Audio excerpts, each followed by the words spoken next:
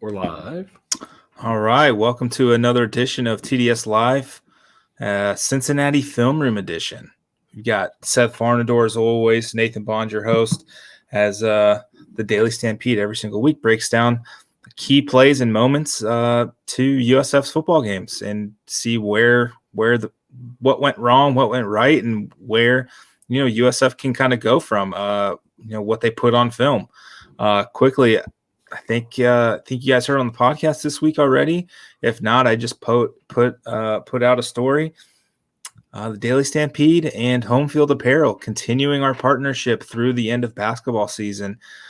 Super excited to be with the good brand again.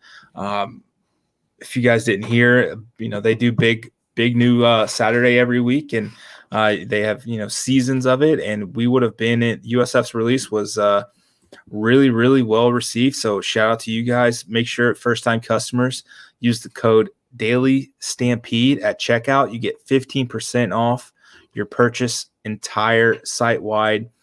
It's great, soft, comfortable clothes. They've got great hoodies, great tank tops, shirts, just some great stuff there for home field. And then they're going to have Black Friday specials coming up next week, starting on Black Friday and running through Cyber Monday, where it's 20% off site wide. No code needed, just straight up 20% off the site.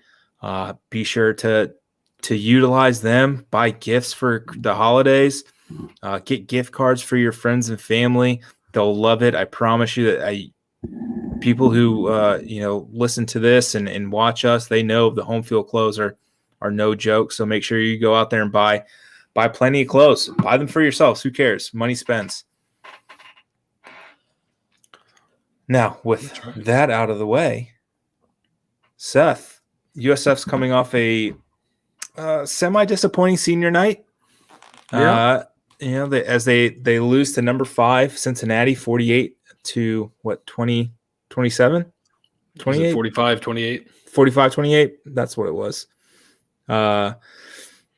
Missed opportunities galore on both sides of the ball. Let's just jump right into it. This is the first drive. It's 3rd and 4. Take us through it.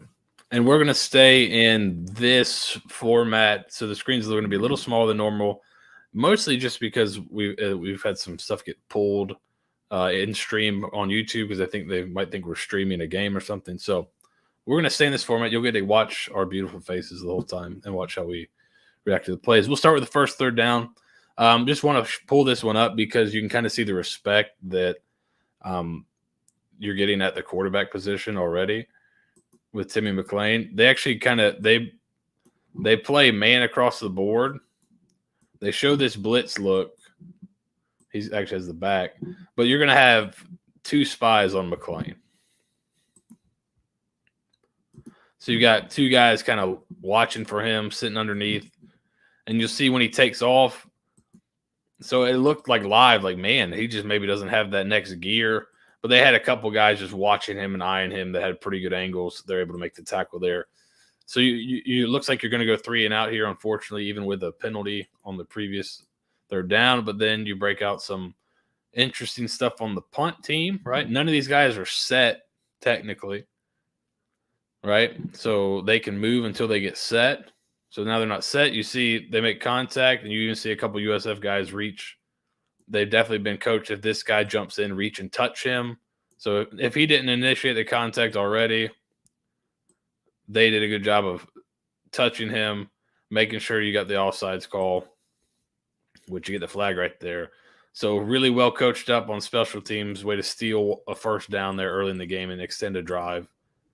I mean, I don't think we talked about how important having a special teams coordinator has been for USF over the last 18 months. I mean, Daniel DePrado's done a pretty remarkable job all phases of special teams.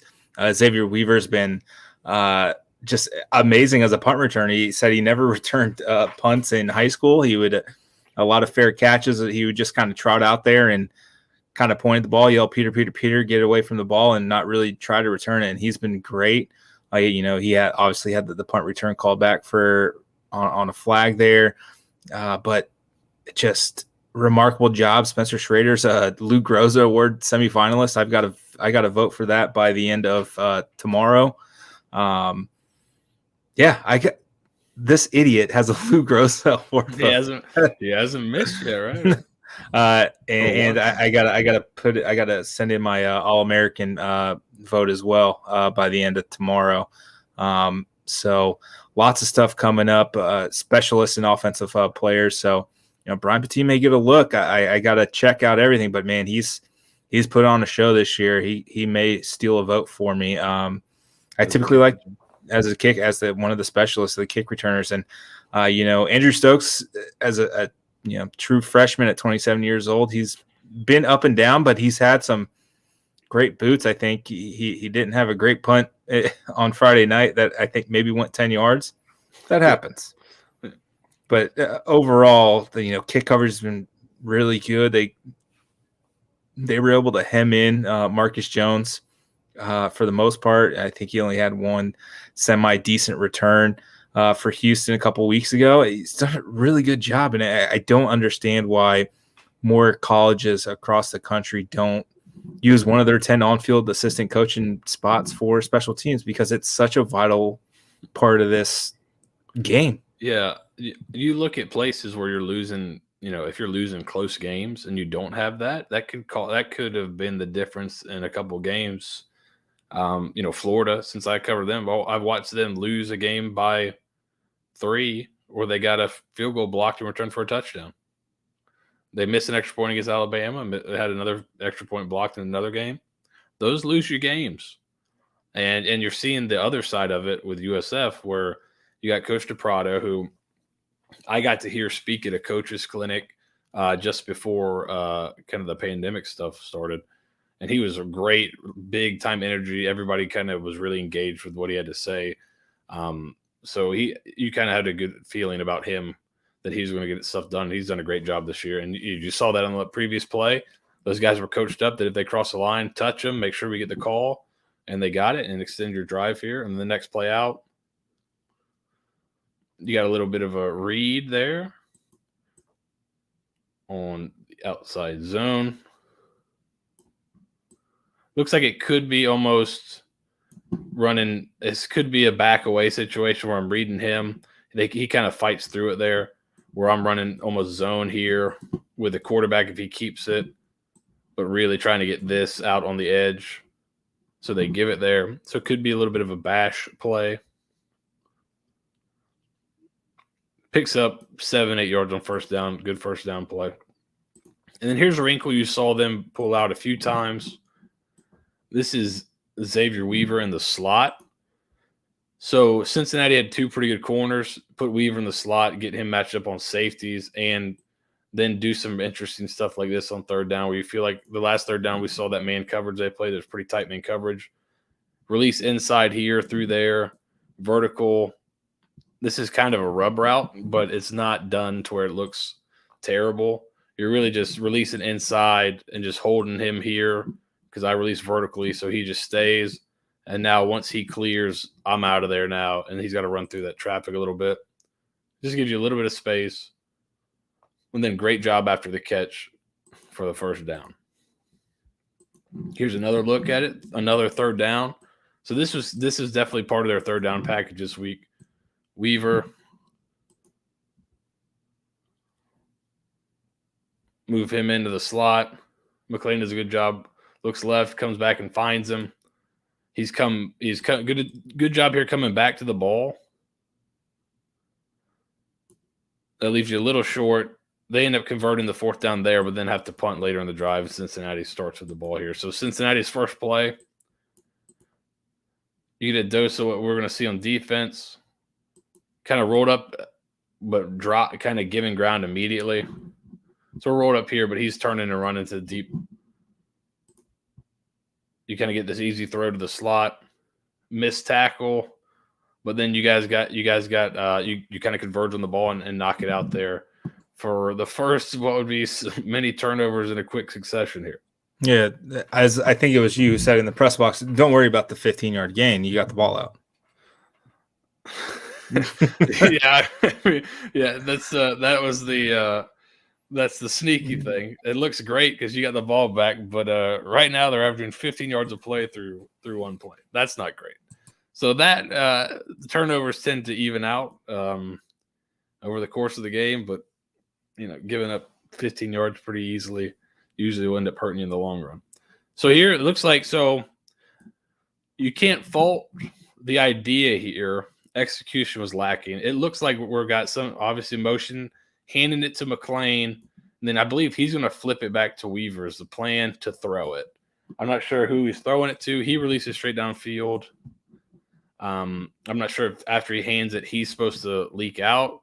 That's one possibility.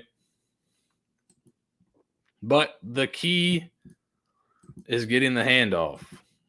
When you don't get that, the whole play's dead. I'm not sure what – it looks like he never quite gets the catch here. You can see he's looking up instead of holding the ball in. These are ones that probably you execute every time on the field. You can see Weaver's coming back to the ball. So he's definitely was going to get it back, and I would assume to throw it. But you got to get that first part. If you don't catch the snap, you can't really do anything. So tough break there. You want to kind of, after you get a turnover, sometimes you want to take a big shot down the field or pull out a trick play or something big. So you get the change of, the quick change. Sometimes this is a play you've got in, a trick play or something to take a shot down the field and try to maximize that momentum. Here you just don't execute and you give it right back. But don't worry. In practice that week, they probably hit that 3 or 4 times every time. Yeah, it probably worked every time. Yeah. Okay, you probably feel pretty good about it. So that could be something they've been practicing all year too. That may not be a this week wrinkle. That might be something they had, and they're like, okay, this week, quick sudden change. This is going to be our first play out. If it's sudden change, this part of the field, this is what we're calling. So they probably had that on. Want to try to maximize that momentum, and it didn't work out. But don't worry. Next drive. Good play on the ball there. And then great return for somebody that's – what did he say was after the game? He thought he was about 85%? Yeah, he said 85, 90%. So, great return. Maybe he needs to play a little offense too because this is a nice move. He does a good job kind of playing through the receiver's hands. He kind of was in his hip pocket, turned his head as the ball got there. The receiver had some trouble, kind of sets it up there for him, and then great return. Nice move right there. Good job blocking downfield. And then he kind of steps out right there, but sets you up on offense. 1st and goal. Here he is, the vulture. Call for the vulture. Here he is, Mr. Mangum. Adds another touchdown to his tally for the year. Ends up tying Mr. Marlon Mack later in the game for the running back record in the season. So here's a concept you see a couple times throughout the game here from Cincinnati. Kind of a curl flat and then a curl over the ball. I've heard it called like Hank, but he'll go over the ball. I think he's a curl. I believe he is the flat guy. Then up here you have curl, flare, flat, however you want to get to it there. So right there, you see the Boyles gets opened up a little bit by the back. He looks like he might be playing a little more vertical, kind of that Tampa too. Just sit down right underneath the linebacker there. Kind of an easy throw and catch there for the quarterback. Nothing too distressful. Then you get a little toss action here. Turn it back inside to your pursuit. This was a better, you'll see this. This is a better rep. Now, they kind of just got him outflanked immediately. But this is a good job keeping outside leverage, turning the ball back in. You'll see one of the problems later in this game is they don't maintain this leverage. They keep jumping inside and just let guys go down the sideline. You'll see that a few times in this game. That's just kind of something you got to continually play. If you try to kind of play around with it and don't play the right way and turn the ball back into the rest of your defense, they can be tough. That's what happens here. Cincinnati's running a little mesh. So you're going to have these crossing routes here. Right, run across. He'll end up over the ball. I'm not sure if he's going out or looks like he's probably got a wheel, I would guess. So you see he just gets lost here. You see two guys taking the underneath crosser. There's another one coming. So he gets lost coming across the field there. He pops open. This is a better job of tackling here, but just you see the kind of that mesh, that rub in the middle of the field. Both guys kind of go with Pierce. Nobody goes with the tight end. He's able to get open. First down. So this is like when you play. This can be when you're playing man coverage, even if you're playing off coverage. When the receiver comes in here, you come in and you get this can be where you kind of get yourself pinned, right? So he's in here, but he's tried to match him now. So now he's lost leverage. Here comes the pullers. Here comes another one. Just running toss out there. You get a little bit of a hold here. That it would be helpful if they called things like that, but you still kind of just getting out leveraged and not having anybody to turn the ball back in there. No real edge to turn the ball back in on this kind of pin pull scheme. So tough drive there. And this one, just good design, good disguise here. They put the tackle kind of in no man's land right here by him coming off the edge inside. You get the corner coming off the edge outside. So this is kind of just a tough look with what you've got called on. Mitch Brinkman actually does a pretty good job with a pretty good end right there, but the corner gets through. Luckily, Mitch does a great job, gets on the ball, keeps Cincinnati from getting a short field. But that's just pretty good design from the boundary, and then they put the tackle in a tough spot because you had to pick one or the other, really. And those rules are inside out, right? Like, you block the same shortest distance between right straight lines. I'd rather cut that path off than this path off because he's got to run a little bit longer. So yeah, always protect inside first. And then this is just kind of a tough. I mean, perfect world, maybe they can fan it all the way out, but it's after the snap. If he showed this early, then maybe they could have made a call and everybody kind of fanned it out that way. But this is a pretty good disguise, really. So this is kind of not really. There's nobody really wrong here. It's just kind of a really good call by Cincinnati, and then great effort to get back on the ball right there. You see something similar here. I mean, you got a move up front here where he stems inside and the guys pull. Well, that's a really tough block, right? Because now I got a guy off the edge here. So you kind of see the same thing, kind of a tit for tat here when the corner's in tight, same idea, and you see kind of the same result. So it's not, right? So it's not necessarily anybody did anything wrong. It's just two good calls on defense. Get your sack on both sides. Tramel Logan sighting. I think, he's shown flashes. I hope to get a little bit more out of him in the ends coming, these final two games and heading into next season, because he can do that often. Yeah, I think they're realizing that even though he's like 230 pounds, I think is what he's listed at, he's pretty tough, and he's been able to hold up, I think, for the most part. At that spot, and they've had a lot of success using 4 downs. So I would be shocked if we didn't see more of it as the season goes on these last 2 weeks, and then maybe even more of it with what they bring in recruiting, possibly. Now 3rd and 20. Mm-hmm. Rush 3, drop 8. So what's a good counter to that? I mean, a draw would be interesting, right? It would. And there's two schools of thought defensively on 3rd down, like 3rd and super long. This is one. The other is bring pressure, make them throw quick. That's a little riskier, right? But if you bring pressure, make them get the ball to their hands fast. Same thing, rally and tackle. They've got to get 20 yards. If you make them throw a 3-yard pass, then they're probably not going to get 20.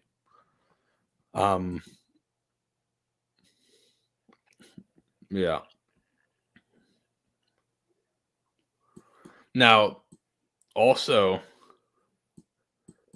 if you make the play here or there, that doesn't look so bad. It's not as bad. It's 10 yards on 3rd and 20 instead of 19 or whatever it ends up being. So you got to make some plays. But, yeah, this little pump fake seemed to really kind of open things up right here. And then the wide pass rushing, just kind of opened up a lane there for him. So, but that's typically, you'll hear a lot in, at all levels of football when it's 3rd and long, 3rd and 20. Watch for screen, watch for draw. I mean, the halfback slip screen is very effective in NCAA 14 on 3rd and long. Yep. Watch for screen, watch for draw on any 3rd long. That's kind of that's in most people's packages at almost all levels of football. Screens and draws on 3rd and long. Those are kind of the times people expect you to call them too. So, second and what was it? 2nd and 8, 2nd and 5. You get a sack, a huge sack, right? Yeah, with 4 down linemen, and you bring an extra guy. Mm. So, my question to you as a former coach: why not just, if you want to, protect the sticks, and I get that, why not just bring 4 and drop 7? You're still getting an extra guy out there kind of protecting, but at least you're muddying it up a little bit up front.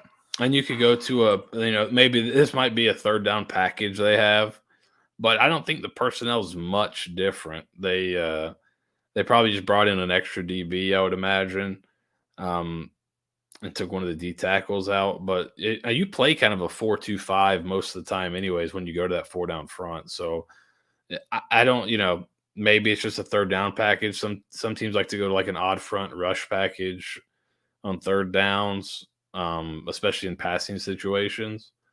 But it's not like they brought an exotic blitz or something. They just rushed 3 guys. So you easily could have stayed with the 4.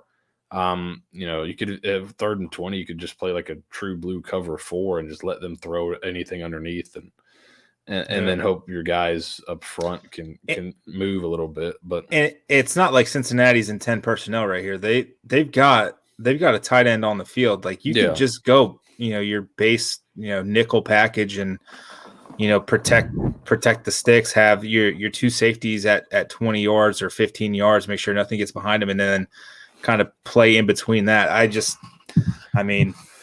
think they've had some success and they've had success with the 4 down. So I'd be interested to see if going forward they decide to make that more of a base package, right? Because that seems to be, they have some success out of it. I don't know if you've got the personnel right now to run 3 down, but you've got some guys that can play 3 tech, some guys that can play 1 tech. You've got some of those even front guys, maybe a little bit more. So, and I think you brought this up, probably a few weeks ago at this point, maybe even a month ago. In college football today, teams are going for it on 4th down a lot more than probably at any point in the last 10, 15 years. I think. Yeah, possibly ever. I think you're seeing, the analytics of going for it on 4th down are far exceed any expectations of just punting the ball. So I think you need to change your expectations on what you can give up on 3rd down, right? Like if I think certain part of the field, once you hit a certain part of the field, 3rd downs really become, you got to play them like 2nd downs. Right. Like at this point, maybe 5 years ago, 4th and 2, you're probably punting and just 4th and 2 from the 50. You're probably punting. But now it's it's Bud Elliott's, red zone roulette at this point. Who cares what happens in between the 20s? It's get me to the 20s at this point. So we'll play it that way. And especially when you're, a top 5 team going up against a team that's 2-7 who hasn't been able to stop, a nosebleed. I think that's going to have to be the next step. If Glenn Spencer wants to keep his job, he's got to learn this quicker. And maybe I think that's maybe it's something you can't do in season or yeah, it could be. And I think it's something that's probably even changed since, like, in reality, it's changed since he was even at FAU. Like, it's changed a lot since then. That was 2 years ago. It's changing very quickly to where, like, I don't think Lane Kiffin was going for it on fourth down as much as he is now when he was the head coach with Glenn Spencer as the DC. So it's not like he got to see that, I think it's something that's just changing more and more. So you really have to start adjusting. And sometimes that is an off-season thing. Like, I heard Kirby Smart talking about when they played Oklahoma, and Oklahoma was going really fast, and he's trying to get all these really long calls he has in that have always worked, and he's trying to give the middle linebacker this 7-8 word call, and they're not able to get the call in by the time, and they're not able to get guys moved around, and Oklahoma is using some of their rules against him and going really fast. So the offseason had to totally change how he communicated the defense, change stuff to one word, change this guy can move, change his rules. So sometimes that is stuff you have to adjust to in the offseason.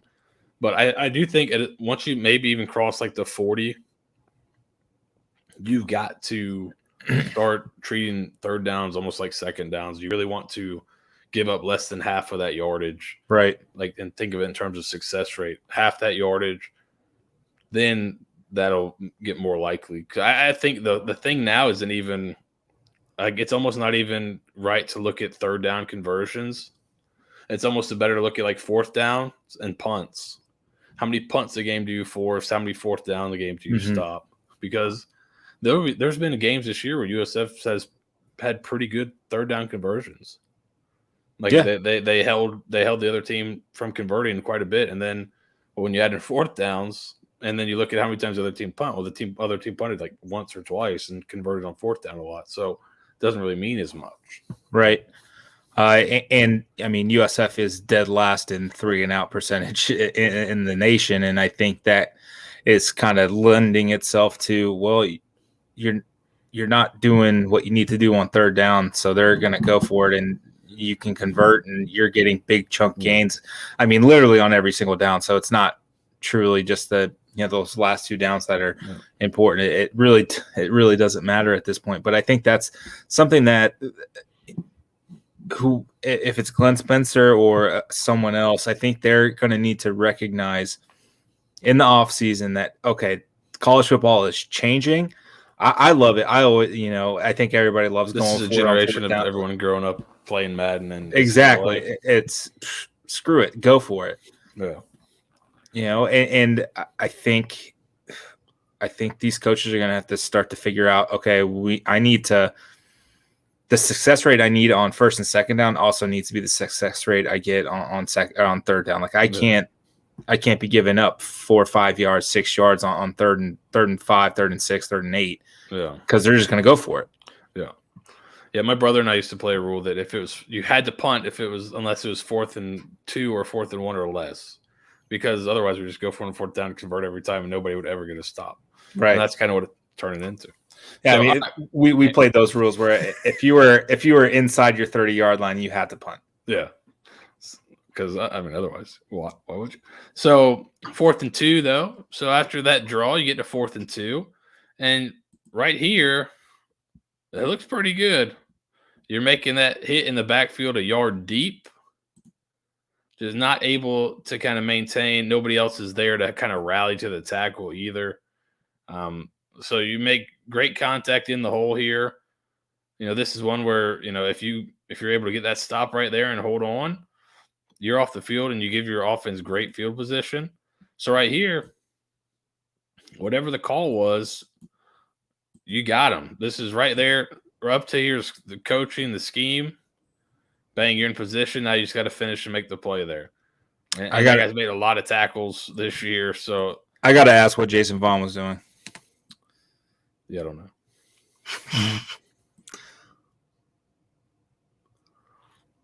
He's man up against 50, and then I still looking for the ball. The balls. Yeah, I don't know. He lost the ball, I guess. He's like, there's no way this is it. But yeah, I don't know. Just lost the ball, I guess. Blake Green as well. That would have been helpful. Then another third down up here. Roll the pocket. we're able to get to kind of the second level here, get you to jump underneath at the second level there, third down conversion. Then here's one where you talk about, so he's going to come down to fill in the run game. They're going to crack this, so he's going to go inside. Then he's arcing. Instead of kicking out the end there, he's going to bluff and end up bluffing all the way out of here. And then you never turn. This is the one where you want to at least take this outside away, make him block you out, and turn it back into here and give this guy a chance. Here, you jump inside. You're never going to get there. And now you don't give anybody else a chance to make the play. So this is one where you can't freelance. You just got to do your job right there. Run through that out there. Slow him down a little bit. Turn it back inside to one of these guys rushing for it.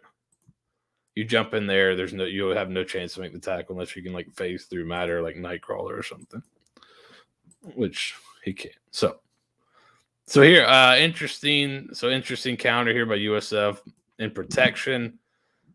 They're showing like a double A gap blitz. They know they'll need the back to pick it up in the A gap, so they move him up into this tighter role here. So that was kind of a good adjustment to see by them for that double A gap. You see, protection's not terrible, breaks down a little bit, and then this is the kind of mistakes you haven't really seen McLean make since early in the season. And maybe he was just a little tight, big game, really good defense. I don't know if he's trying to make a play or throw it away and kind of gets turned. But this is the one you can't throw, gets picked off, put your defense in a tough spot right here. Freshman mistake. He hasn't made a ton of them this year. Big under the big lights against a really good team. Not crazy that it happened, right? And I think after that play, I think he was a little bit more cognizant of just throwing the ball away. I think he probably 5 or 6 throwaways, maybe even a little bit more. Yeah, I'd be really over the course.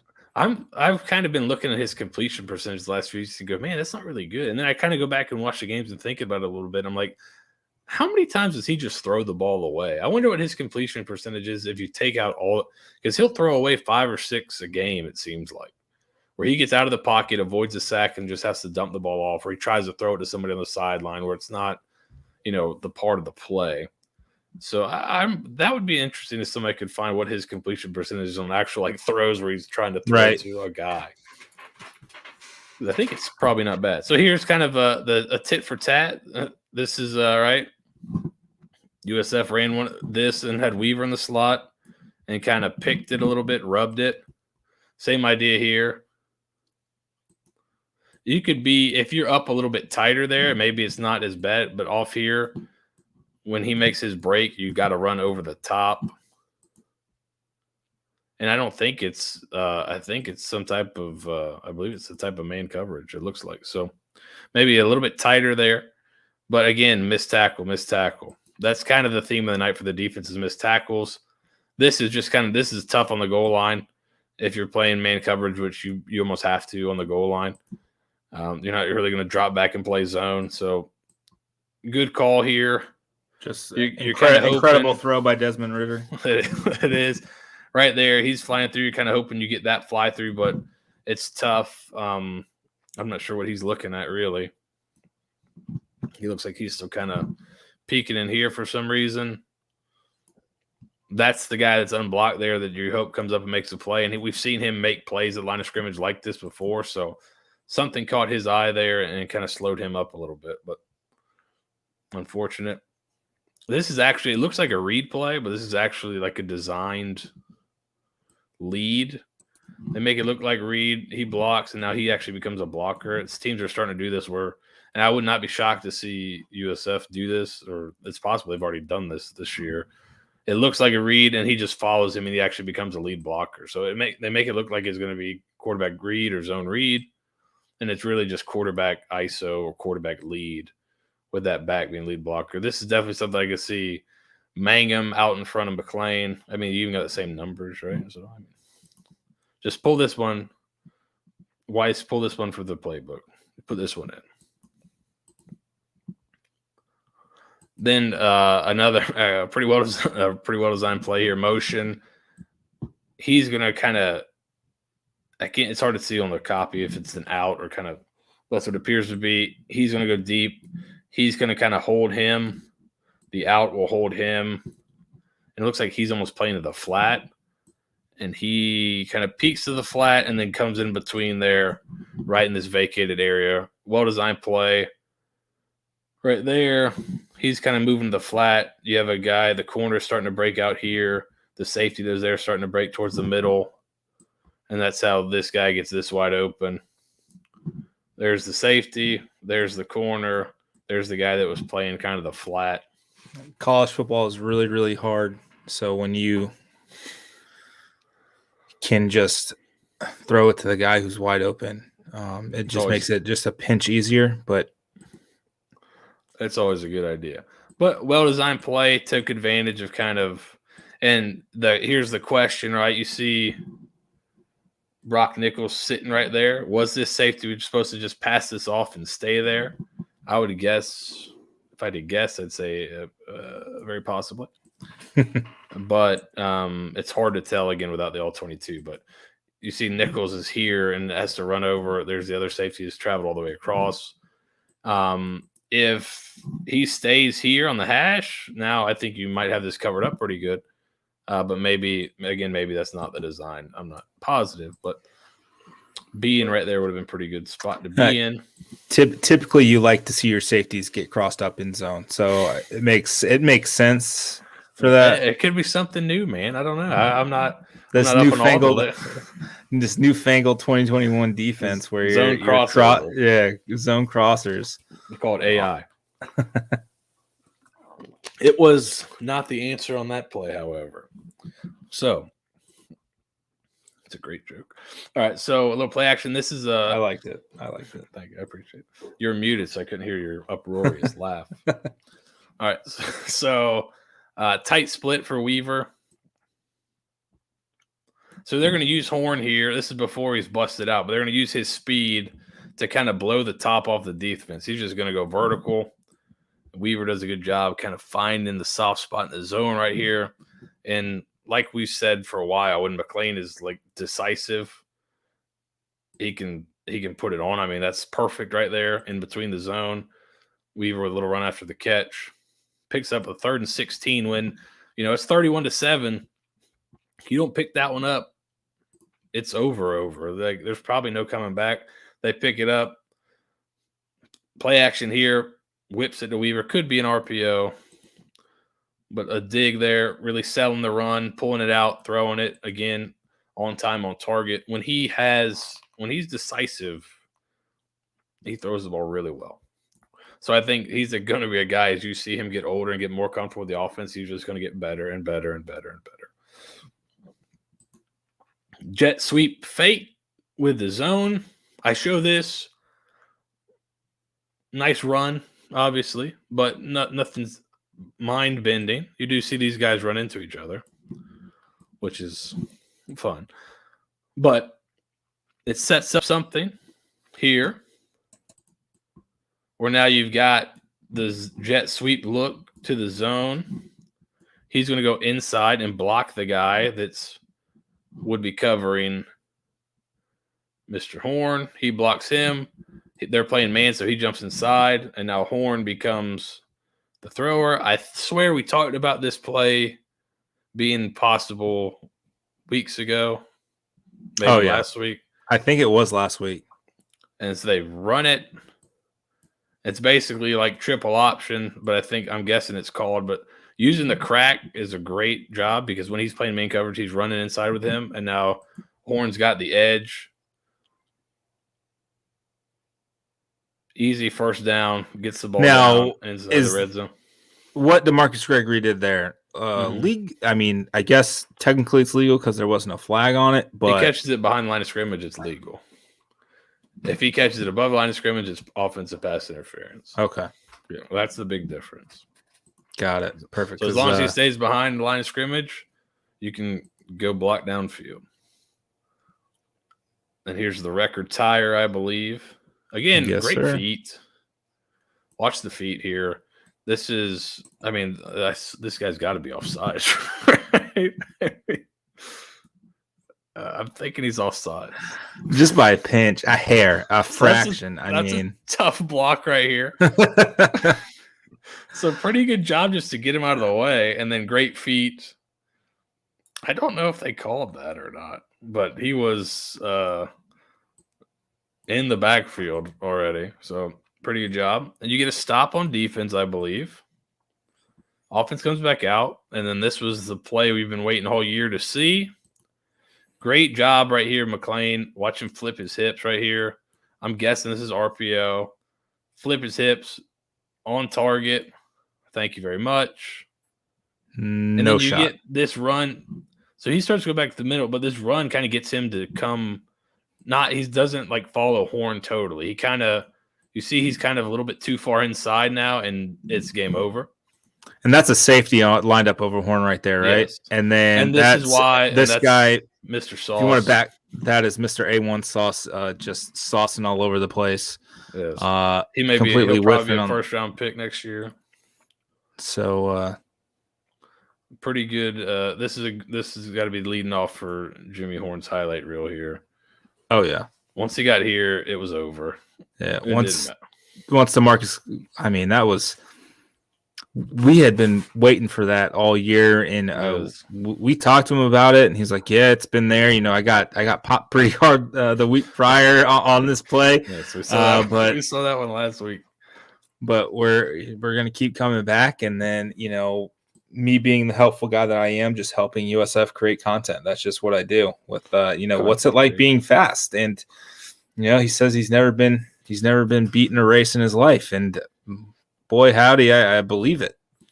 I'm telling you, you can tell like he's a real runner because just like his forward, the forward lean when he runs is just, to me, he brings up young Percy Harvin in my head, and I think he's probably faster on the track than Harvin was, because he's a low tens guy, isn't he, on the track? Yeah, I think Harvin was like a high tens guy. But he's so smooth. We've been saying it all year. I know I have. He just runs differently than everyone else on the field.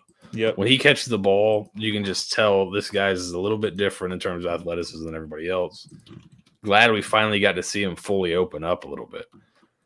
What's funny is the only other place you've seen it is on when Batiste taking kickoffs back, and you just see Horn come out of nowhere and catch him at the goal line.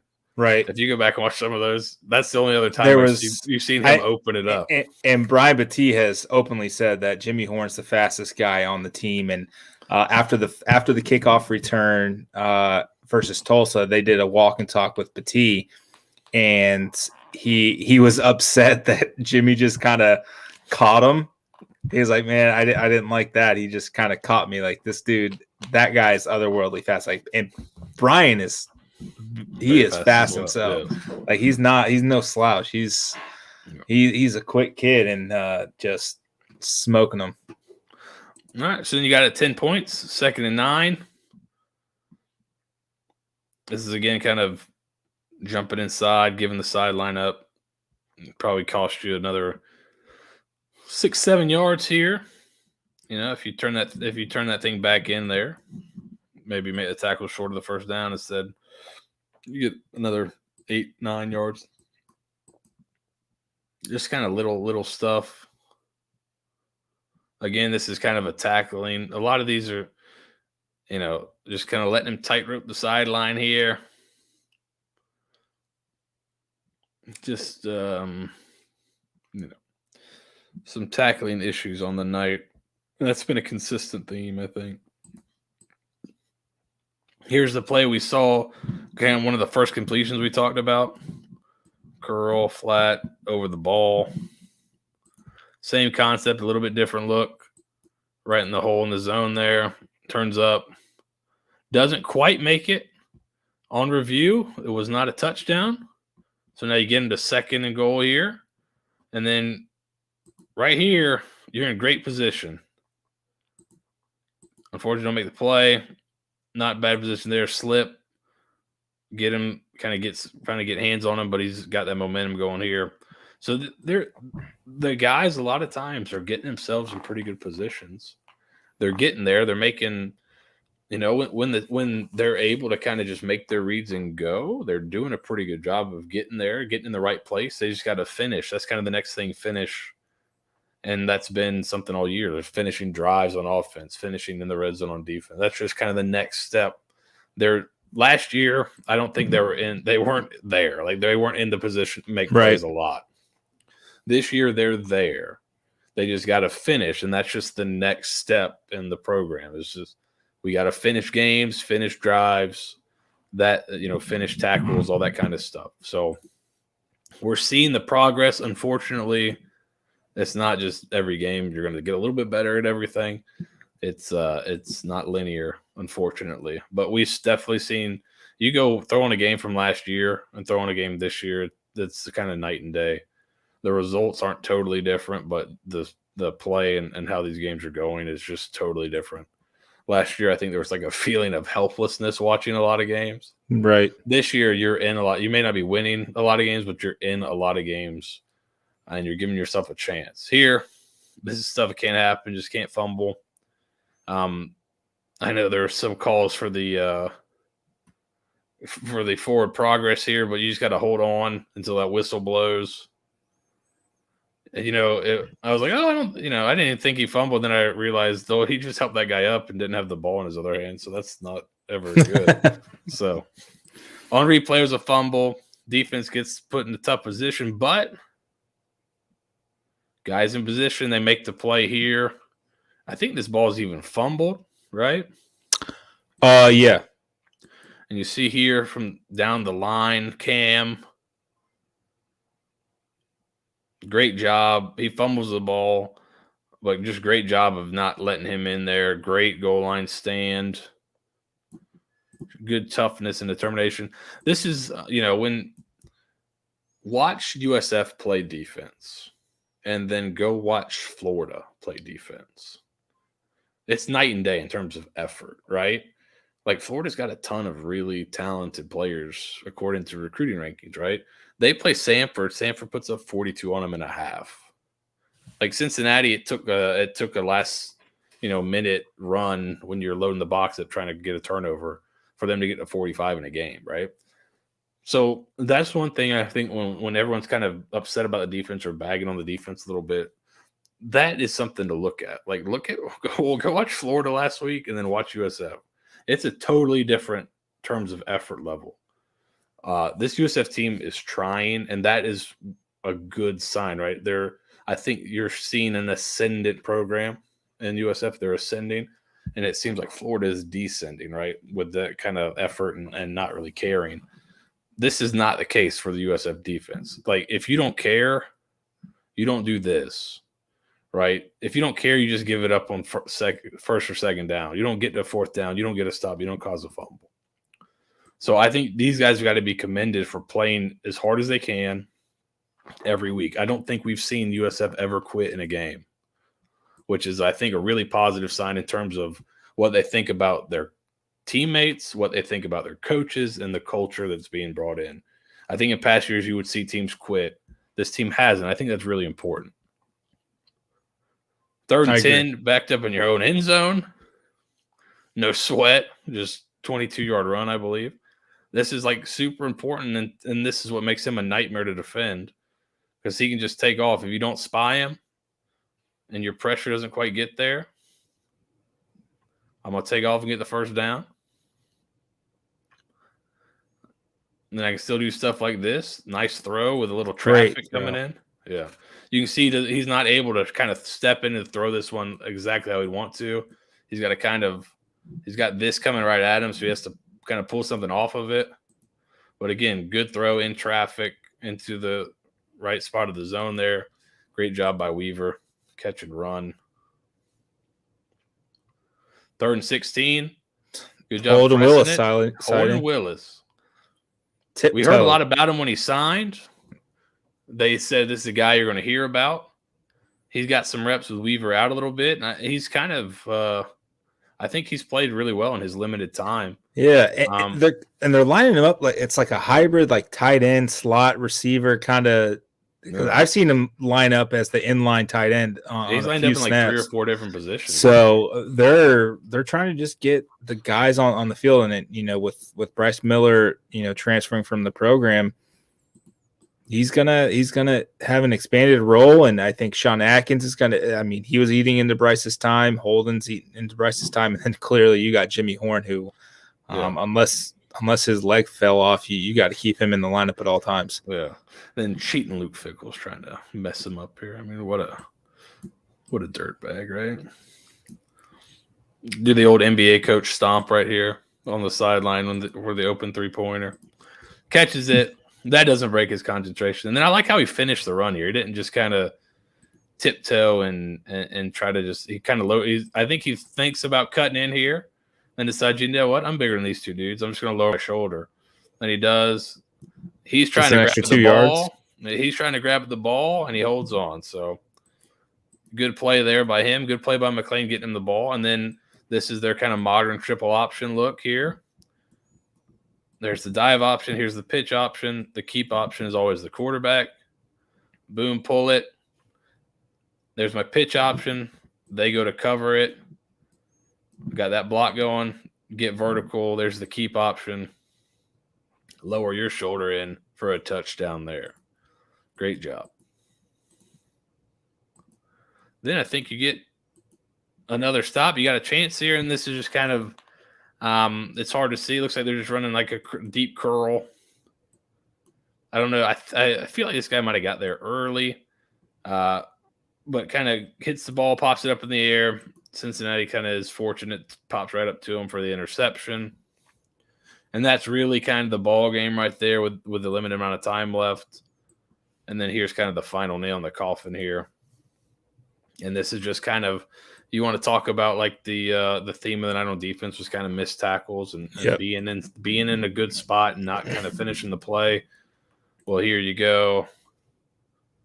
1, 2, 3, 4. And then again, like nobody's quitting. I think that's the defensive lineman running there. Yeah. I mean, these guys are playing their hearts out. Really good play by this guy, but you got to make those tackles when you're in position. And that's, I think they probably know that. We all know that. We've seen it this year, but that's the big issue. But, maybe these next couple of weeks where you're playing a Tulane and you're playing a UCF, then, make those tackles, win these next 2 games, go off on a really positive note in the offseason. Yeah, I think you're right. And Jeff Scott said it this week. USF hasn't won back-to-back games to end the year since 2016. They haven't won a November game since 2017. It's been a long time coming, and I thought, these next 2 games are pretty damn winnable, and it starts on Saturday at noon on ESPN Plus in New Orleans. Like, you can beat this Tulane team. This team is talented enough. You're seeing the progress every week. We do the film rooms for this purpose to show that it's not. I mean, it's bad. At it some always point feels worse than it really is. Typically, sometimes it feels better. Last year, I think it was probably as bad as you probably thought. It was. Last year was grim, but this year there's signs of improvement. There's signs of life on, frankly, both sides of the ball. Right, you're seeing these guys in position and just aren't making the tackles. So at least they're in position. Yeah, they're getting. That's a step in the right direction. I think they're getting themselves in position a lot more. Is there still some stuff left to be desired in terms of scheme? I think there is on sometimes, but then sometimes it is, hey, you're there, you got to make the play. So it's kind of a joint effort there of opportunity, making sure they get the guys opportunity and then taking advantage of those opportunities. So especially on defense. And then I don't know, are we memorializing Stieg and Vito for? Yeah, I mean, just a rough couple of days for Stieg and Vito on Twitter. Thank God Central Florida just absolutely screwed the pooch on their brand reveal, and it really took the heat off of it. Did you see the USF or not USF. Did you see the UCF? I think the esports team's logo. No. All right, let me see if I can pull it up for you. They were kind of not. I don't know if they were upset with the logo reveal here, but they weren't. I think they were wondering maybe where the inspiration came from. So let me see if I can throw up their logo for you. I'm assuming this was their logo because they put the big eyes emoji when the new logo came out yesterday. Let me see. This is their logo. The esports logo? Yes. Interesting. Previously, before anything new came out, this was their logo. So they threw out the big eyes emoji when the new logo came out. So interesting. Maybe they get a commission or something.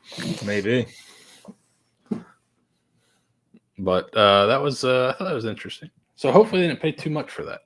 I hope they did. I hope they spent a lot of money, and I hope it was money they weren't supposed to spend. Yeah. This is like I haven't seen this much like about a guy turning his head since they made Batman's helmet with Christian Bale different.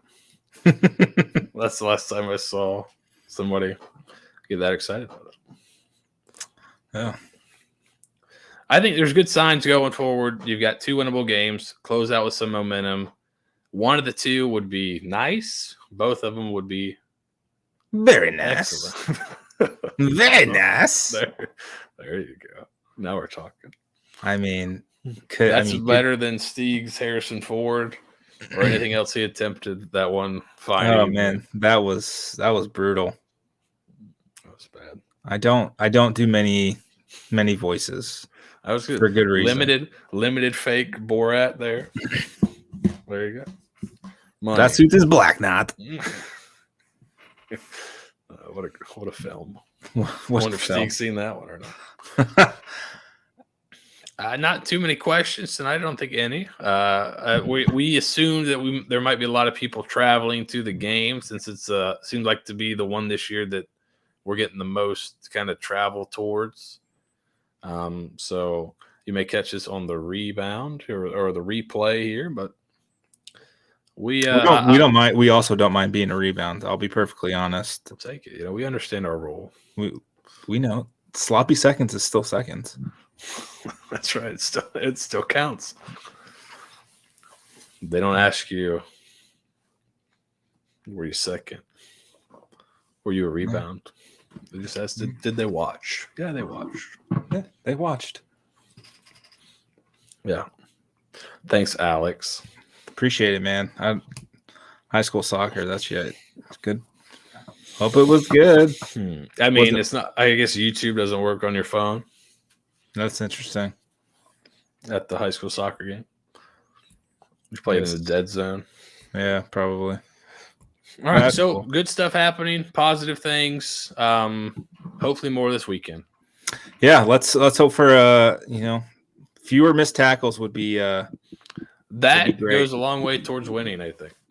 You know what? I've heard that theory. Let's put it into practice. We got to test it out. We got to test out the hypothesis here. I coached for almost a decade, and that's just my professional opinion. If you tackle better, you win more.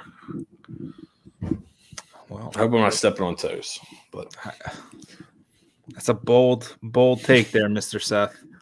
Yeah, sometimes you just gotta bring your expertise to the forefront. So we don't care if you listen, man. Just click on it. Give us the view. I don't. Nobody. I don't know what ask you to listening to. What's your listen count on this video?